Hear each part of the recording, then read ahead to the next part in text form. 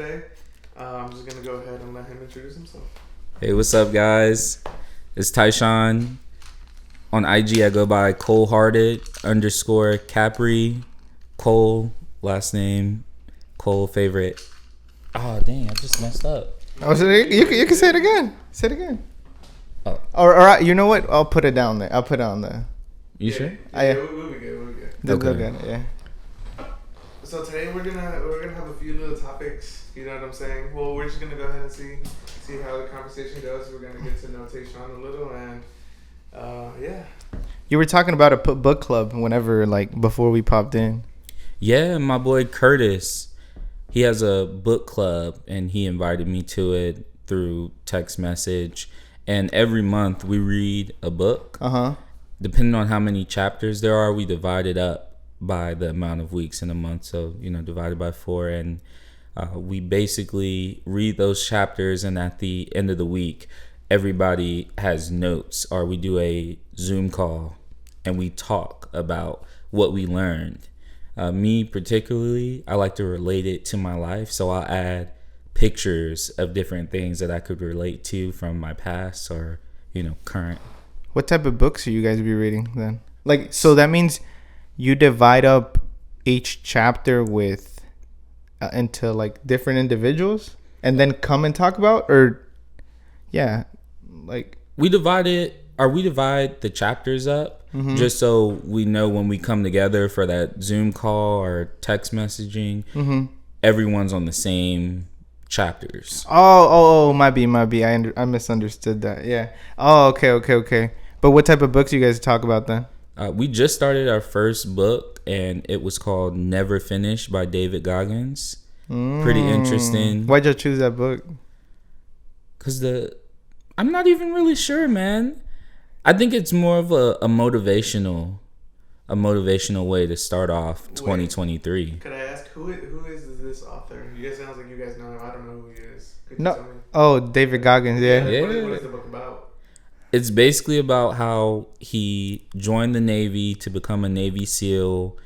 He ran some crazy marathons and races. I'm talking 100-milers. I was telling my brother, milers. I think everybody would know this. Well, not everybody, but did you start off by knowing him with that crazy race, like the 100-mile race? 100. How was it? Like, do you remember? Like, what? As in me knowing of him? No. Like the race. How did he? What did he do that was like just insane? Where he broke his shins, and at the end he was like, whenever he was done, he just fell and the hospital took him, like, because he was almost dying. Yeah, man. There was a part in the race where he missed the turn and he ran literally 15 miles in the wrong direction. And at the next pit stop, which was maybe a couple miles before he missed that turn, that's where he needed like certain medication to get him through with the race. And he had already traveled 15 miles the other way. So to travel another 15 miles plus the other 3, maybe 5 miles, it basically brought him down. Wow. I guess you'd say. But he still continued. He still right? continued. Yes, he did. And they met him like halfway. I think there's actually a video. No, I think he showed me the video before, and then we were talking about it earlier, right? He was on Joe Rogan, and he was talking about these like really long races. I think that was him, right? Yeah. Yeah, he's insane. Just also his mentality, though. What'd you learn about the book? Like, more about his mentality, or like was he explaining his races, or what? It was more about the mental strength that you have to have, as well as the physical strength, like the willpower to discipline yourself. And then what did your like peers say about the book? I'll go to the text messages right now. Yeah, those crazy stories like him are always like inspiring, but also kind of gives you insight to how someone can go through rough spots, but if you really stay like committed to just getting up every day, even though it sucks, it's like you'll be good. Be good to go, man. You've like, always been into books? Or like you recently just started? I recently just started, man. This was literally the first book that I read from front to back. I kid you not. Did you read it or you listened to it? Oh no, I read it. Oh, okay. I have to have things like physically in my hand. Oh, that's true. I've tried to listen to books, and I think that's the way I prefer it right now, just because I haven't gotten into the habit of picking up a book, sitting down, and reading it. Do you think your peers helped you stay like committed to it? Cause most definitely, bro. Most definitely. For real? They will hold you accountable. In the past, like I think 2 years, I've tried to read books, but I partially start them. And my thing is like I'll listen to it on audio, then I'll kind of read a chapter, then I'll leave it. Like it's my reading habits. Like I just love it. You seen the meme that he's always on the first few pages? No, I haven't seen it. Yeah, so I'm kind of like that, you know. I feel you, bro, but like literally, I'll go to a hotel lobby and I'll read at the hotel lobby. You know, make sure it has like a nice view. And I'll literally sit there, and then when I stop reading, I'm just like, yo, like where am I? Because I zoned in on the book so hard. Yo, that's very. Do you start painting like mental pictures? How do you imagine it? Oh, bro, I go back and I find out how I can relate what I've been through to the book. Like in the book, David, he was staying with his grandfather, Sergeant Jack. And one of the things his grandfather would do is have him wake up at 5 a.m. in the morning and basically do these chores, including mowing the lawn. And as a gift, you know, his cousins and whatnot, they would come over for Christmas or whatever, and they would get all these toys. Yeah. And on this Christmas, the grandfather gave him a lawnmower with his initials engraved in it. And he was upset, low key, because it's like, why are they getting all these shiny new toys and you get me this lawnmower? And it's just like, yo, it hit me. He gave him that lawnmower so he could go out there and make money to buy what he wanted to buy. And I kind of related it to when my grandfather... Did his cousin do it, or was it intentional? What, for the chores? For him to get like an engraved mower because he wanted David to make money? I wouldn't necessarily say it was intentional because Sergeant Jack didn't really speak that much. Yeah. But it was up to David to figure out, like, what can I do with this lawnmower? And I'm just like, well, shoot, I'd be out there using the lawnmower to make money so I can buy the things that I wanted to buy. How'd you relate to it? I related to it from my grandfather getting me a 30 box of Starburst and Skittles from Walmart when it was only like $13, so you can make a good profit. And I would literally sell the candy at school, bro. I'm talking to the point of where when we got Chromebooks, I would bring 4 book bags. My book bag with my schoolwork, 3 book bags with candy. And I would distribute the bags to my 3 workers. You know, you make sure that they're on the same route as you, just in case something come missing. I know where you stay. You had wait.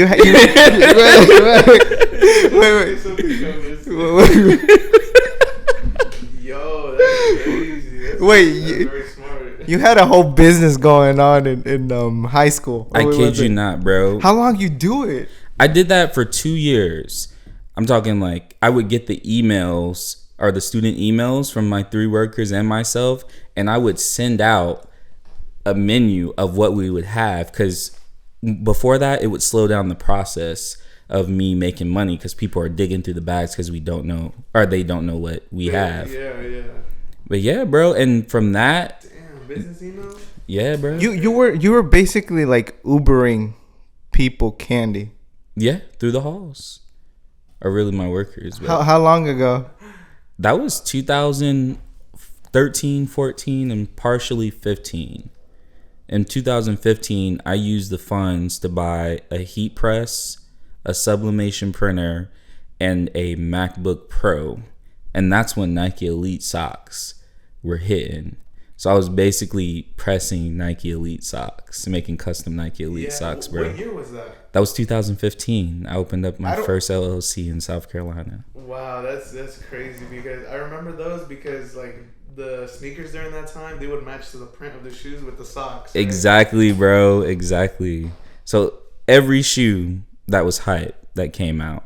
You know, like the Jordan 8 Dornbeckers, the What the KD 7s, just about any. Oh, the What the Kobe 7s, bro. Like, oh, they had what was the Kobe 7s were gray, right? And they had with the colors, you know, kind of mixed in on the back, had the different prints like the poison dart frog, the cheetah. Wow, yeah, that's crazy. Bro. How did that go? Or how did you start doing that? Okay, can I go back a little? Yeah. Can I bother you? How much money did you make then in high school? Or like how? Okay. Yeah, how much money did you make then? I'll say about 6 G's, yeah. For real, selling candy? I kid you not. I invested that whole 6 G's on the MacBook, heat press, and sublimation printer. But there's a downfall. Oh, what? I didn't make that much money selling Nike Elite socks. And once I got to Johnson & Wales University in Charlotte, the heat press was a fire hazard in the dorms because it's like 400 degrees of uncontained heat.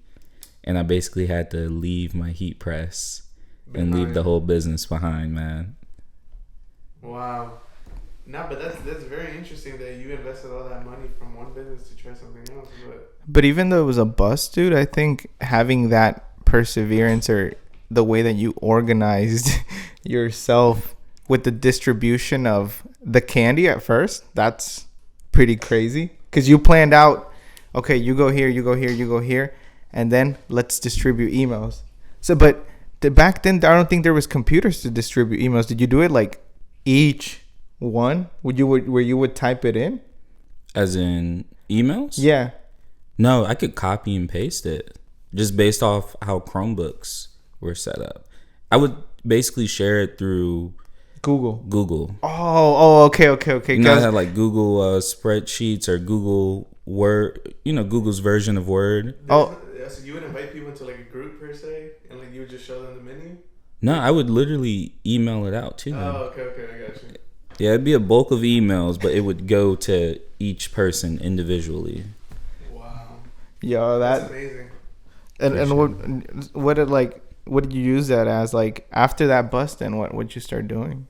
After the heat press thing, because I've had a heat press before, and I remember, I was scared of it because it would just smell like smoke sometimes. Yeah, bro, you had to open up the window, man. You couldn't have it too close to the wall because you felt like it was gonna light something up. Or even like my biggest fear was that the clothes was gonna light up on fire in the middle. I mean, well, you only had to press each side for 1 minute and 15 seconds, if that. And then it had like a little countdown thing on it too, right? Yeah, I even had the one where once it finishes, it pops up. So there was like a magnet and it would clamp. So even if I forgot about it, I knew it would pop up. Oh, wow. I don't know. I never tried it till it timed out. I would like press mine and then just lift it up myself. Yeah, I'd wait there for a minute because I didn't want to just leave it there because exactly. I was scared. I was like, what if it burns his shirt? No, I was like, no. Can't take that risk. Blows the fuse out on the wall or something. That too, bro. It would. Yeah, it will. Right. If it takes up too much power, man. Yeah, blow something up in your house. And then was like Johnston. So you lived in the dorms? I did, bro. I stayed in North. Was it like bad or like good dorms? Nah, North was the good side. South was the south side. Oh dang, that's So it was bad then. There was a difference? Yeah, there was a difference, bro. Like I felt as if they purposely put people, you know, that were more calm on the north side, and then the people that like to party or get wild on the south side. Like we literally had a fire truck come to south side literally every day. Why? Bro, I'm talking it was getting crazy. I'm talking popping. It was wild. Wow, it was wild. Crazy. But yeah, it was still a dope experience though, man. I was cool with a lot of people on the south side. For real? Do you still keep friends with them? The people that you met there? Some of them, yeah. Some of them, you know, they kind of did their own thing. I did my own thing. But every once in a while, man, once I see them again, it's as if we were still back at the dorms or if we never even left each other. Do you feel like that about the high school people too? Yeah. Yeah, I would say that as well. I actually just saw one at Hugo Boss, man. And this is such a small world that I've like traveled to places and have found people from that I knew from high school. So it's like a small world. Yeah. Hey. No. Don't you ever feel like that? Yes, bro. Like, it is. You know how you found your high school friend at Hugo Boss? Like, I feel like I'm like, oh, small world. It really is, bro. You never know who you're gonna run into, who you're gonna meet. Are most people still here? The ones that you used to know in high school and in college? Here, like here in Charlotte? Some of them from college are. In high school, I was in Columbia, South Carolina. So it's about an hour away. We're at Richland Northeast. Some of them moved up to Charlotte. Mm-hmm. Is that where you grew up? Nah, man, I'm a military brat. Oh. So I was in Florida, Texas, South Carolina, North Carolina. I didn't really travel out of the country just because when my parents went to Greece or Italy, they didn't have any schools or American schools for me to go to, or else I definitely would have been out there. So you would stay back? I would. With bro. who? Grandparents. Oh, okay. Oh, yeah. So you spent a lot of time with them? Yeah, a lot. Which is crazy, bro, because with the book Never Finished and David Goggins, like, he went to go stay with his grandfather, Sergeant Jack. And my grandfather, like, he did 30 years in the military.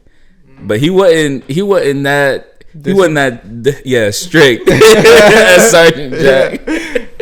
What was your fondest, like, what's your fondest memory about your grandparents? Or, like, two instances where you're like, I wish I could go back to that moment. I mean, every moment is a great moment when I'm with them, bro. Like, as far as the fondest, man, I would just have to say, like, him just being motivational when it came to running a business. Always being there, you know, for me. Who, your grandfather? Did he have his own business? No, he didn't have his own business. I know he was driving trucks at one point. That still makes money. Oh, yeah. So what, he instilled the business side then of what or who you are? Basically, like, he saw the entrepreneur in me. What do you? He believed in you. Yeah.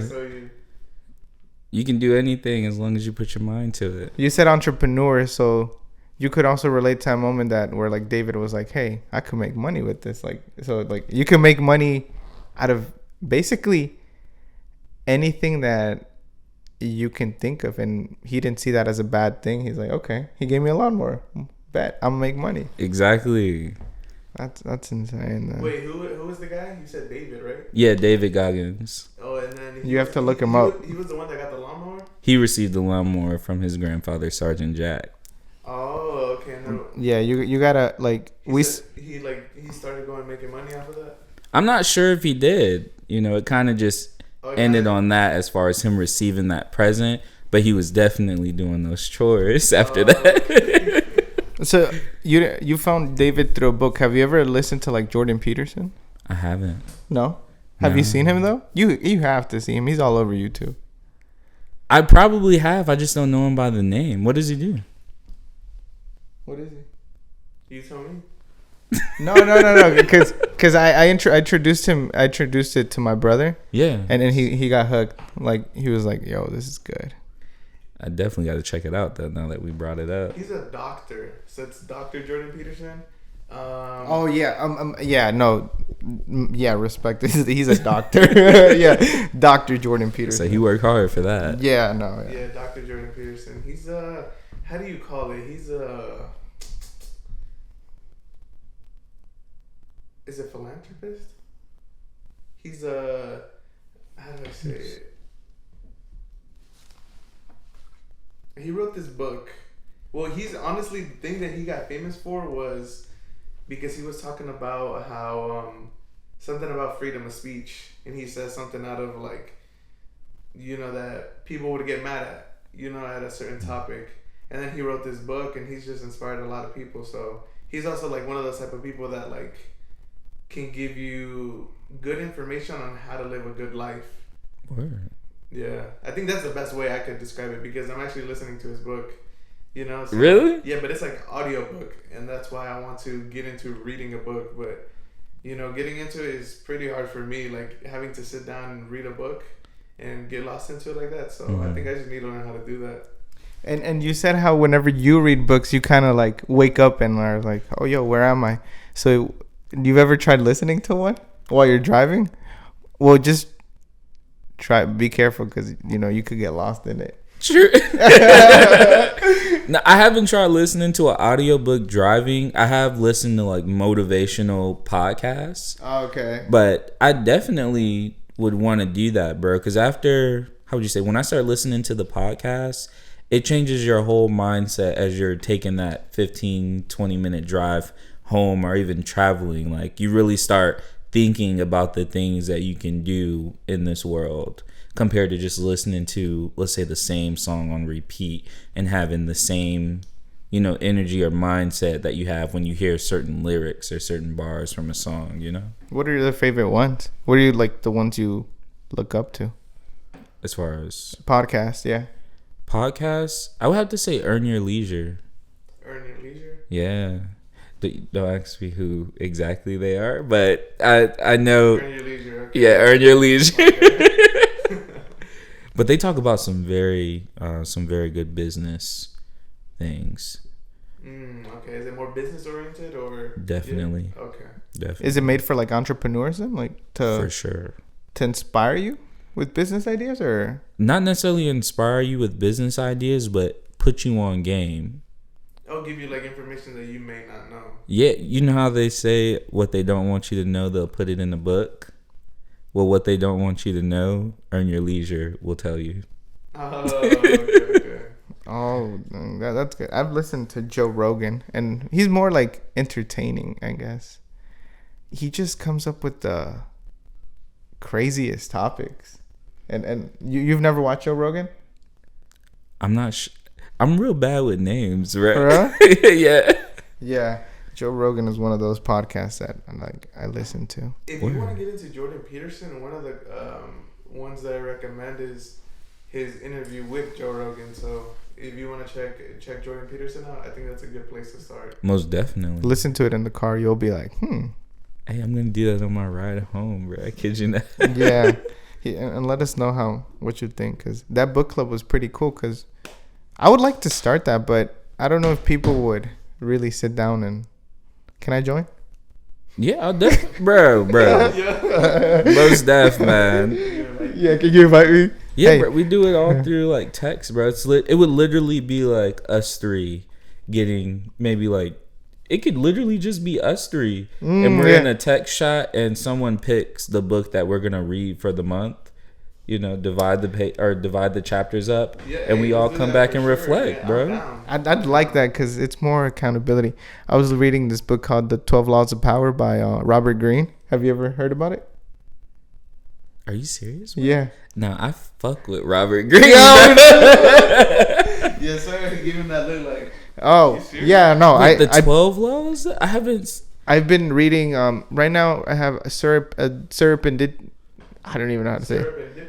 Mindset. It's like have the mindset that things are happening for a reason. It's not a coincidence. There are no such things as coincidence in this universe. Mm-hmm. But it's not. It's serendipity. I'm sorry. Yeah. Correct myself. Yeah. It's serendipity, right? I'm not sure. Okay. I haven't seen that. I think that's what it was. Sorry. Yeah, Robert Greene is one of those people that are just. How would you explain your experience with him? He's real. He keeps it straight up. What's his name? Robert Greene. Robert Greene. With the E at the end. Robert Greene. Oh, with the E. Yeah, bro. Like the 48 Laws of Power. Wait, did you write this other book that I'm listening to? How to Make Friends and Influence People? I think it's older, but I'm not sure.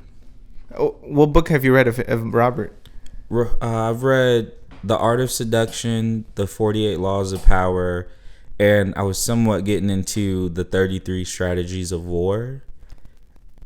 I have to say, though, the 48 Laws of Power, like, I really like it because there's literally roughly 48 chapters, and each chapter is relating to a law. Like, one is despise the free lunch. Which one is the one that you remember most? The 48 Laws of Power. No, like the law. Which law? Despise the free lunch. I learned the hard way with that. Despise the free lunch? Yeah, nothing is free. Someone wants something. That's true. Could you go into a little bit more detail? Okay, I'll go in detail. Okay. I was working at a company, and one of the employees that I noticed that didn't get recognition as he should, because believe me, he was doing some extravagant things. And like what? I'm talking like going from us refinancing homes to doing pre-approvals for homes, and I'm talking he's knocking it out the park. Plus he's bilingual as well, so you know he was getting both pieces of the pie, you know. He was eating over here and over there. Exactly, man. He was going in. And one day he invited me over to go grab something to eat, but usually we don't talk like that. And I'm just like why is he inviting me over here to go like get some food and he's paying for it? And next thing you know, like I'm being asked questions, and I just didn't feel comfortable with the questions I was being asked. So I really just kind of stopped talking, you know? Mm-hmm. And then I'll say maybe about a week later, my boss asked me what the definition of undermining was.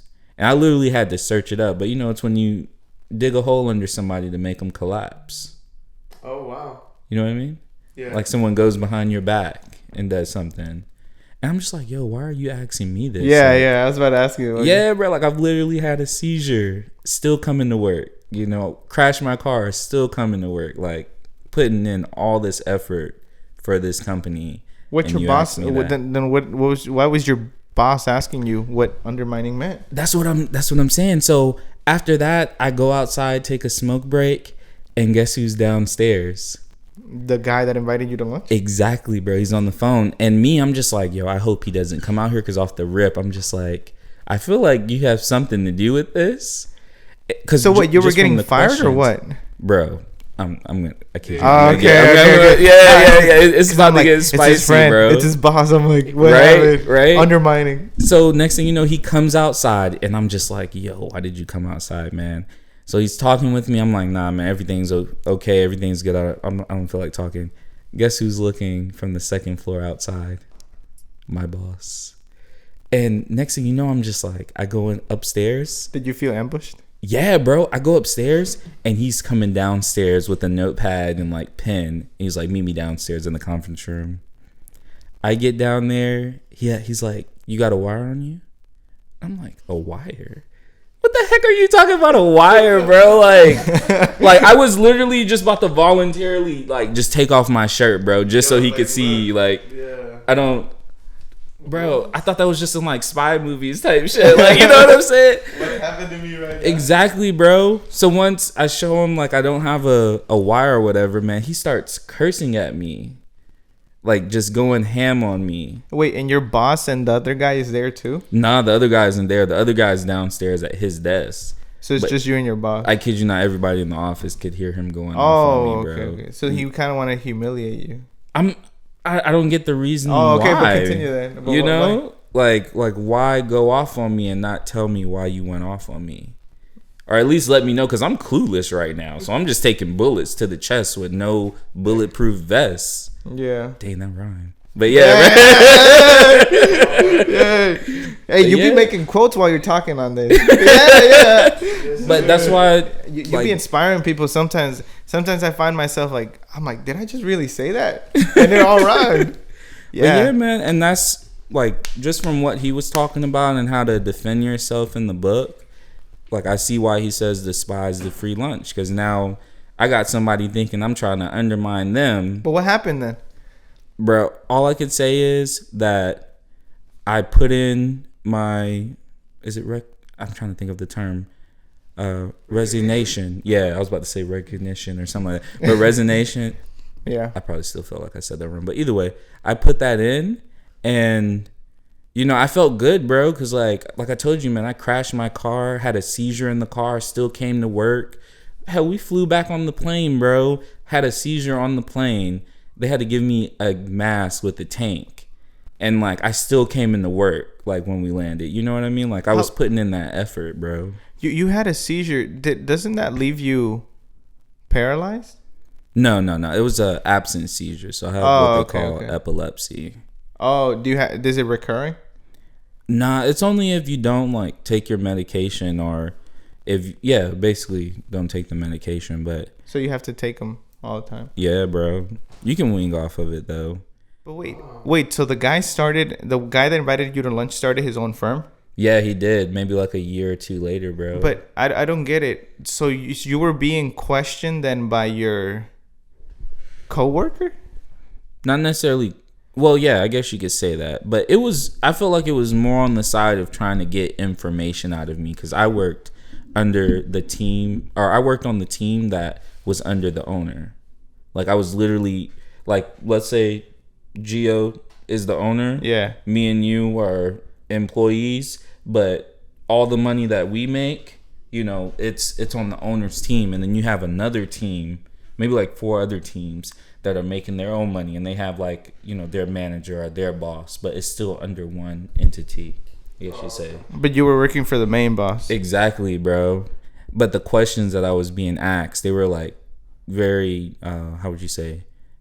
I guess you say confidential, like why are you trying to get this info out of me? Interrogation. Yeah, like interrogation. And that started ever since he invited you to lunch. Exactly, bro. So they were trying to set you up on something. I'm not really even sure, bro, because I don't know the full on. Something like that. I mean, if you're that's what it sounds.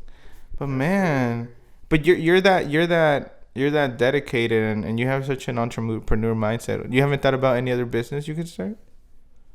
I thought about the vending biz, and the ATM biz. Because when my brother introduced me to you, he was like, I met this financial loan officer, and he's like, and he has some crazy ideas. He's like, he has a really like entrepreneurial mindset, and I can kind of like compare to that, because I like hearing people's ideas. It's fun to me.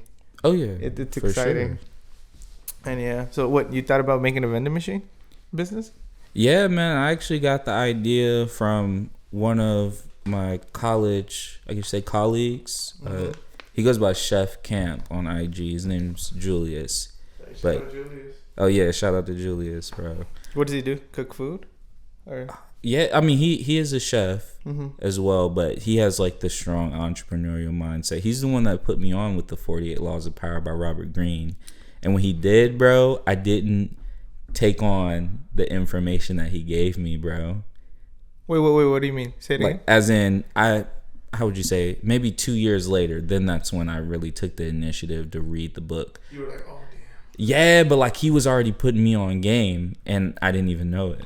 Yeah, and like sometimes it's like that with people, you can't really like shove something in their face until like they want to read it, you know what I'm saying? So like now that you're reading it, you can put somebody else on that's like interested in something like that. Exactly, bro. But I feel like everything also comes at its own time, or the perfect timing. I feel you on that. No. Yeah, so it's perfect timing. But yeah, the Laws of Power was really impactful. The one, I can't remember what law it is, but it was, and that's me like reading books. I think I just scroll through them, and sometimes I don't get the data, but there's certain ideas that stick with me. Like LeBron. Huh? Like LeBron. Yeah. And I feel like I just be scrolling through books, and but I remember that. Oh, it was like protect your reputation, something like that, because. Don't you remember that this, I think, Chinese officer was known for being like merciless and always really like tactful?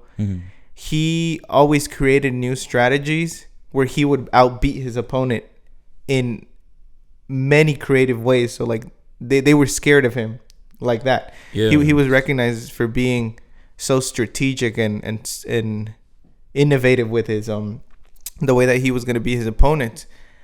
And one time, I think, like let's just say like 500,000 soldiers were going to go and raid his camp.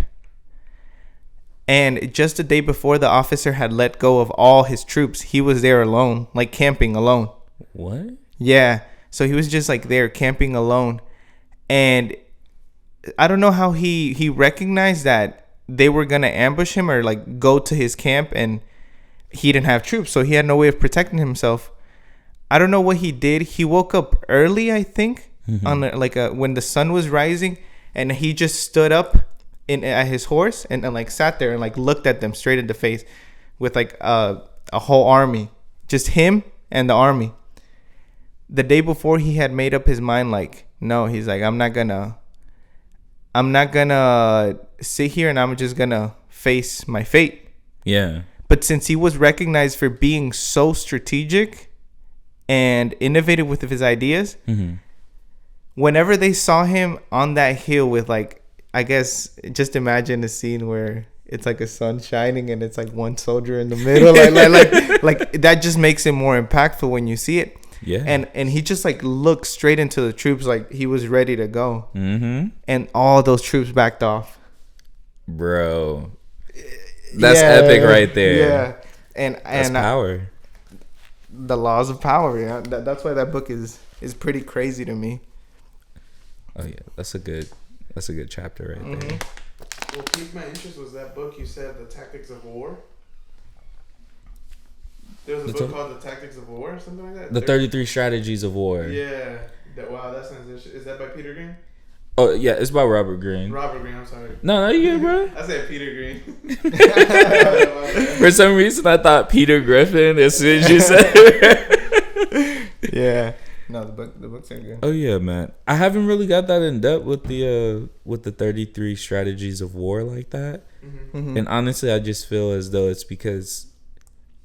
How would you say, like, I don't really feel as though I have, like, enemies. True. So or like you're gearing up to go to war. Yeah, but at the same time, you always need to be prepared for it because you never know. Yeah, because I think the book is more about, like, just being strategic, right, in life. Have you ever looked at it in a way that it could help you basically attack any problem? I haven't, but that is a good way to look at it. Because I think from a book at face value or at just the words, everybody's going to translate it into their words. And the idea they might get or you get are completely different. It's kind of like going back to high school where they would ask you summarize the book, and then for some reason, we'd get the main topic, but every individual would put something else. Yes. The little touch. You know what I call that? What? I call that takeaway thoughts. Takeaway thoughts. Yeah.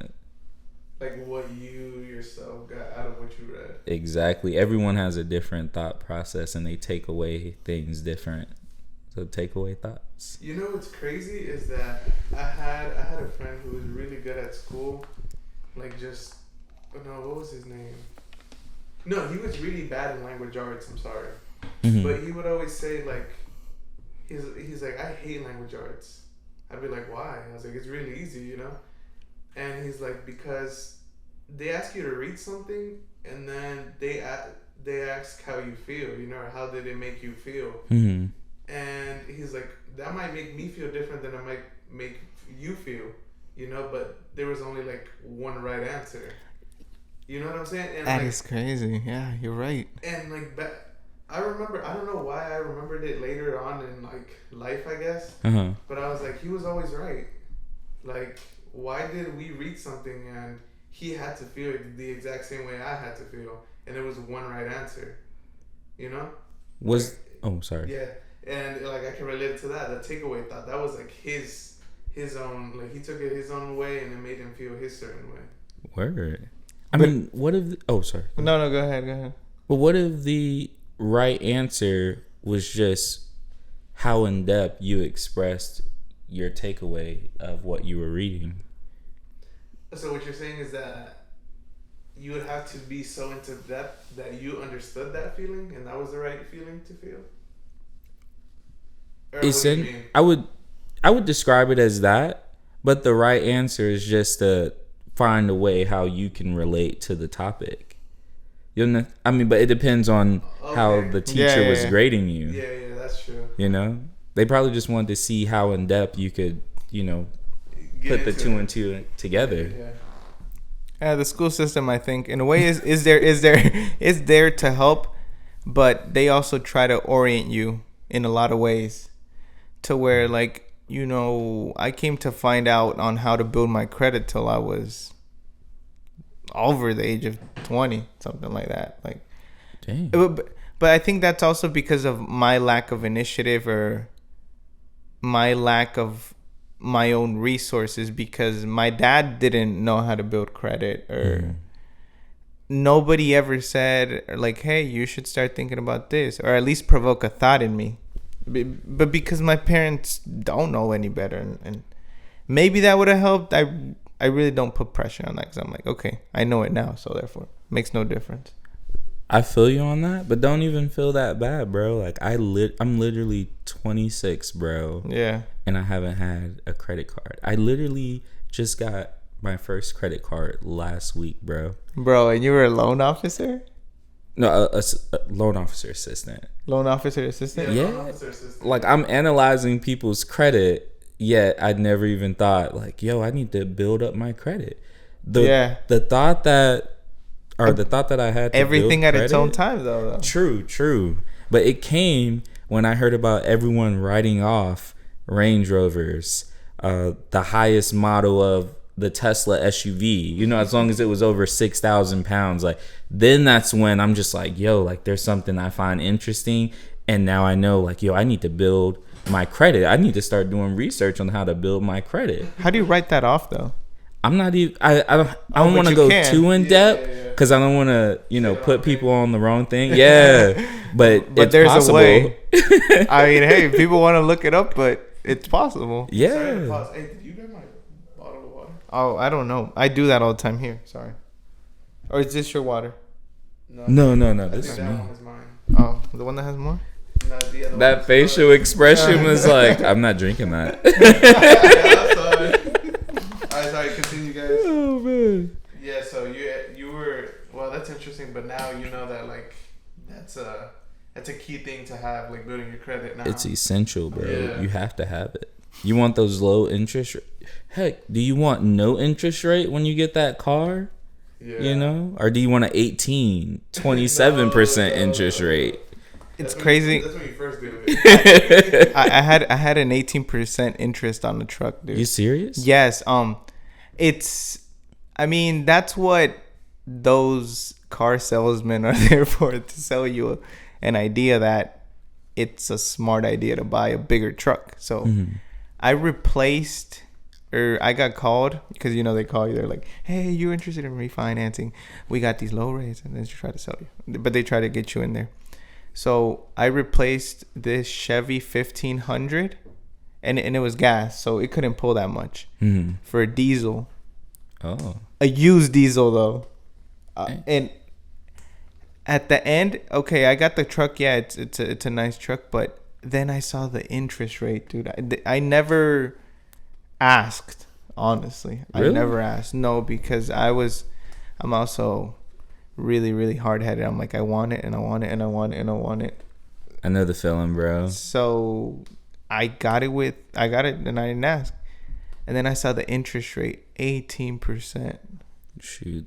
They probably took, or whoever sold you the car probably took the whole team out to go drink that night, bro. Off that high interest rate, man. So how do you make money? Like, how would a car salesman make money like that then?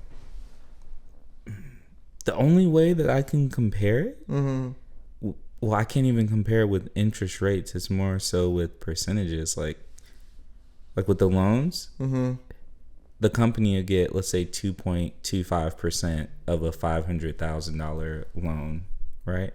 If I'm not mistaken, that's $12,500, or maybe 2.5%.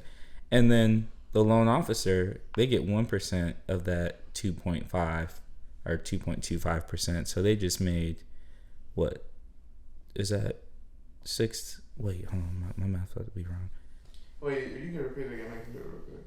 Okay. You would get they would get how much? 2.5? Yeah, 2.5% of a $500,000 loan. So that's 25,000, I think. I don't know. 500,000. Yep. And then you said 2.5%.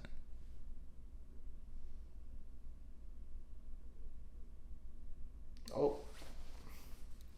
Is that what? I think I'm also playing. Yeah. You said 500,000. Yeah, 500,000. Let's see. It's 500. Yeah, 2,000 or $12,500, and then times that by 1%. Oh, or no. Or maybe divide that in half, right? Either way, they get a the big loan officer's making like $6,250 for off every that loan.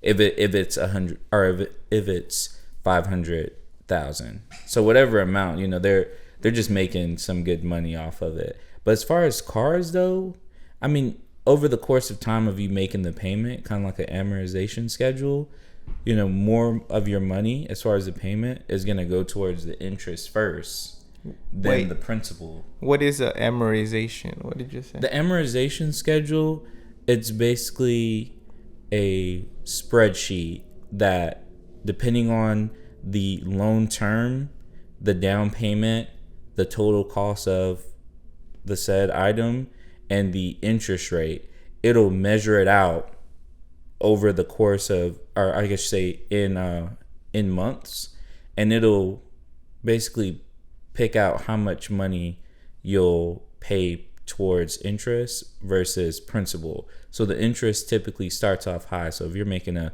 $600 car note payment, maybe 400 of that is in, well, no, let me say like maybe 200 of that is in interest, and then the other 400 is principal. But then a year or maybe 2 years later, depending on the term, 100 of that may be in interest, and then 500 is in principal. But if you keep up with your payments, though, right?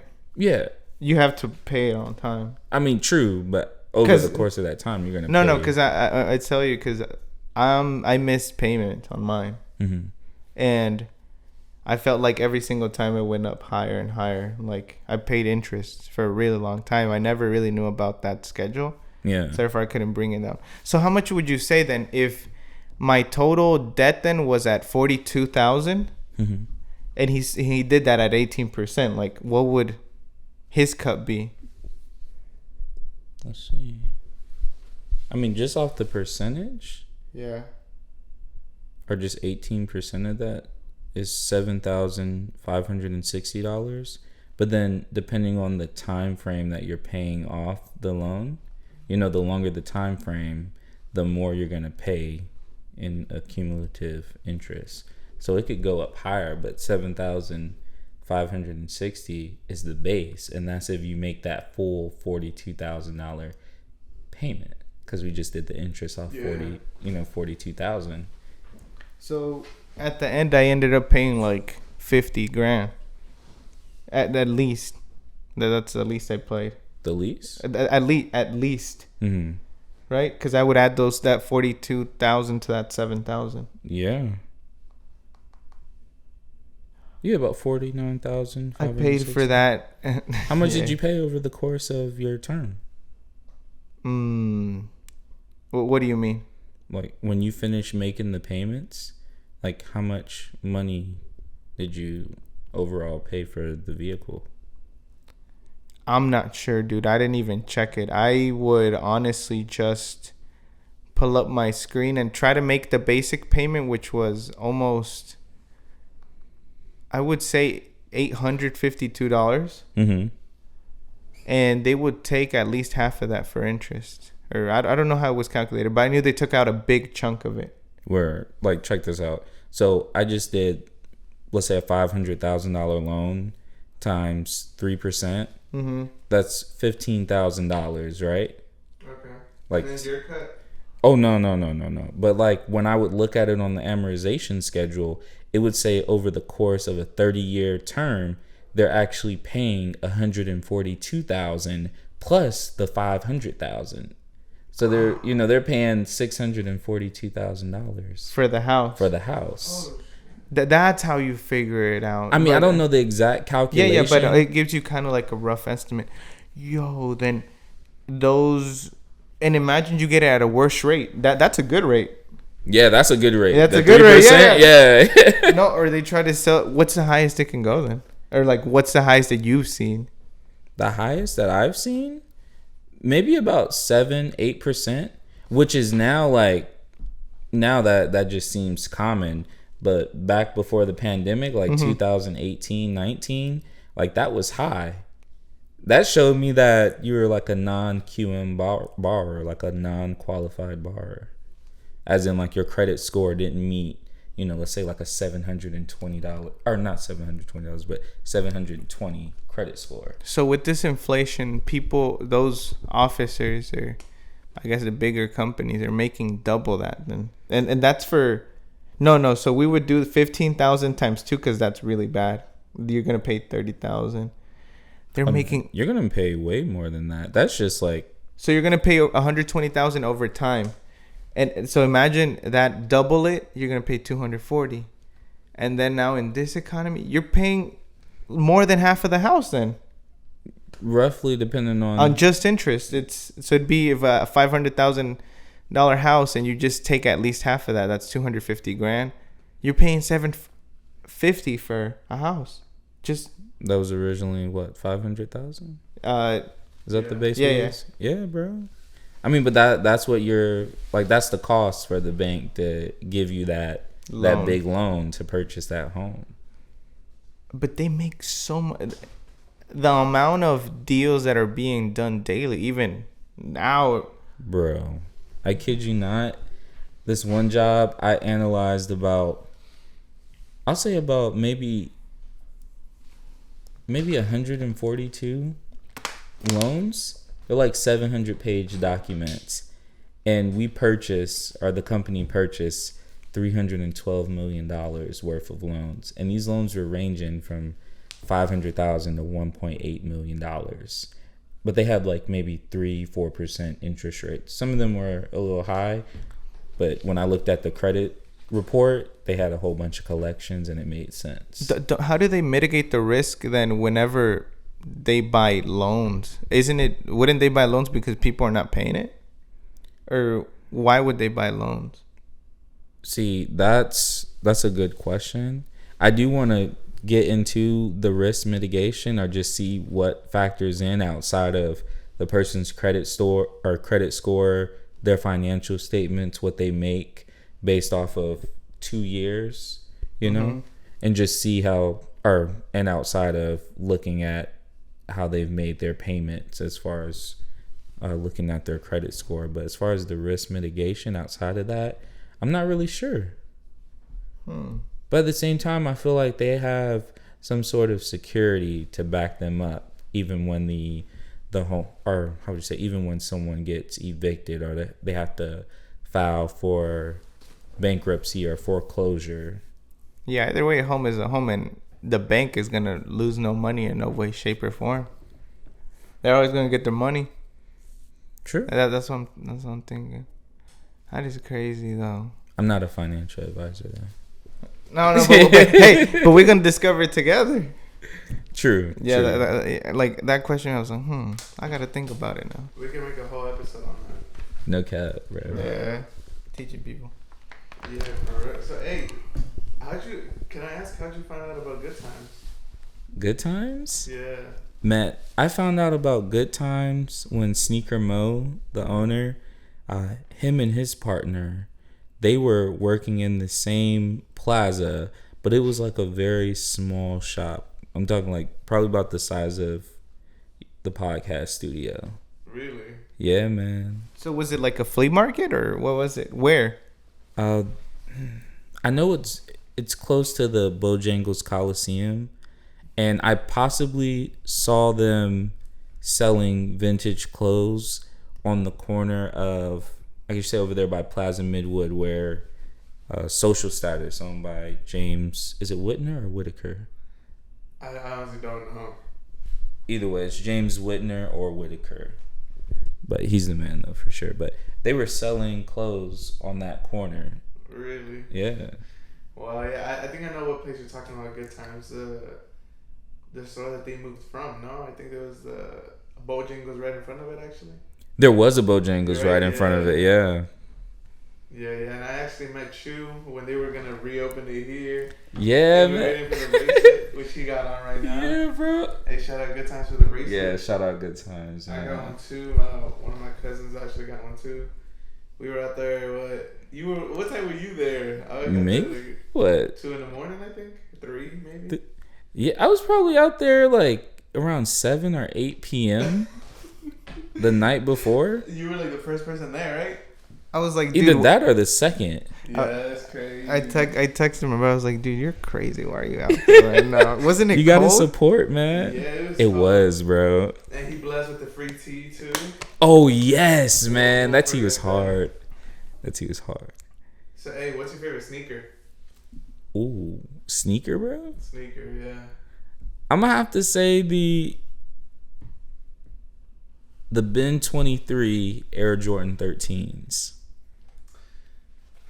Let me see if I'm thinking about the correct ones. Is it the one that has like the wine red? Yes, bro. Okay. Has the wooden shoe trees with the dust bags. Yeah, yes, sir. Wow. Yeah, that's a beautiful shoe right there. What age did you get into sneakers? I got into sneakers. Wait, which shoe did you say? What, as far as the favorite? The bin. What's it called? Ben 23. Because I don't know what it is. 13. You, my brother, knows so much about sneakers. But I got into sneakers. This one? These? Yeah, bro. Yeah, the one red, let me see. And you said they had wood? Yeah, wood shoe trees on the inside. How much do those go for right now? Your size? About 20 or 2,000, basically. I was about to say 2,000, but. I was gonna be like 20K or something. Oh, nah. I got them for 300 bucks, bro. From. You have them? Nah. I had to sell them to pay for me staying in CVT, City View Towers in Uptown during the summertime. I didn't want to go back home. I wanted to stay out here in Charlotte and make money, man. Yes, sir. How'd you like that apartment? Oh, it was dope, bro. It was in the middle of Uptown, man. You had the skyline view. You never had issues with the elevator? No, not at all. That I can recall. What about you guys? Like, what's your favorite shoes? I can go first. I have a very simple one. 2011 Bordeaux 7. You like the 7? Okay, I know which pair you're talking about. Yeah, the one that has like the little light gray sole. Mm-hmm. Compared to the 2015 one is kind of like dark. It just doesn't recapture the feel. Very true. Yeah, and then the silver lace tips.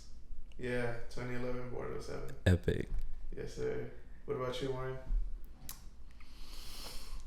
I don't want to act like I'm a sneakerhead because my brother put me on. I was never really like... My brother always, he's like, let's buy these. I'm like, okay.